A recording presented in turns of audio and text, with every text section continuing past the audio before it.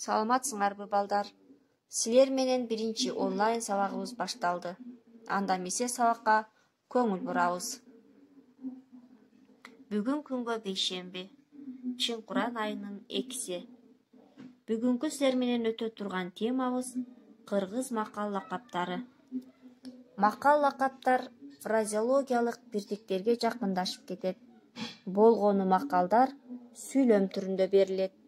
Башкача айтканда макал лакаптарга синтаксистик талдоо жүргүзө алабыз. Тактап айтканда макалдардагы ар бир сөздөр синтаксистик кызмат аткара алышат.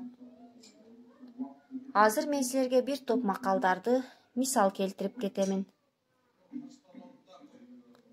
Жардынын жаны ардактуу, байдын малы ардактуу. Бул макалды силер дептериңерге жазасыңар.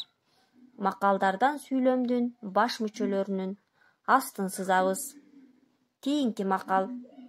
Оозу жаман элди булгайт, буту жаман төрдү булгайт.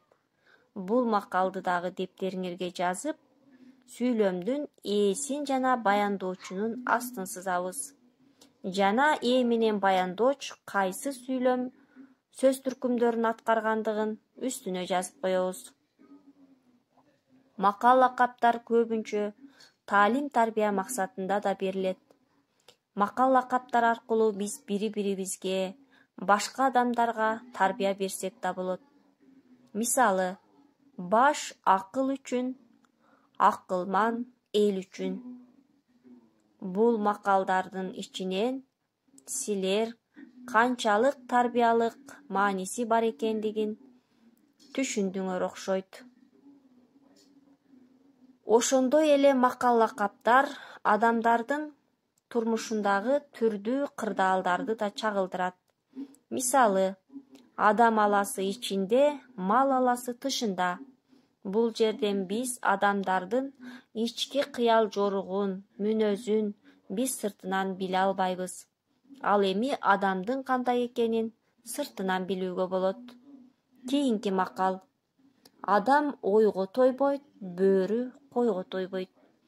Адам баласынын ою түгөнгүс. Биз канчалык ойлонсок да биздин оюбуздун чеги жок. Ал түгөнбөйт. Ошол сыңар эле бөрү дагы койго тойбойт. Эми балдар, сабакты жыйынтыктоо үчүн мен силерге бир топ макалдарды берем. Дос күйдүрүп айтат, уландысын өзүбүз табабыз. Атың барда жер тааны, уландысын жазабыз. Эмгектин наны таттуу, эмгек кылсаң жашыңдан, уландысын жазабыз. Баш кесмек бар, эмне кесмек жок. Баш иштебесе, эмненин шору, уландысын жазасыңар. Эми балдар, үйгө тапшырма 235-чи көнүгүүдөгү макалдарды тематикага бөлүп жазабыз. Жана алардын ар бирин жаттап, алардын маанисин чечмелей аласыңар. Кийинки сабакка жолугушканча сак саламатта болгула.